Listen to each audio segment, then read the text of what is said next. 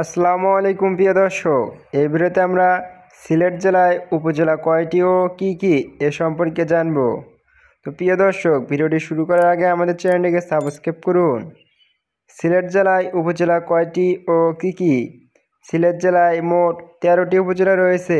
এগুলো হলো: 1 সদর উপজেলা, 2 দক্ষিণ সুরমা, 3 ফেঞ্চুগঞ্জ, 4 গোয়াইনঘাট, 5 জকিগঞ্জ, 6 কোম্পানীগঞ্জ, 7 নবীগঞ্জ, 8 বিয়ানীবাজার, 9 বালাগঞ্জ, 10 মাধবপুর, 11 শাস্তিগঞ্জ, 12 কুলাউড়া, 13 জগন্নাথপুর।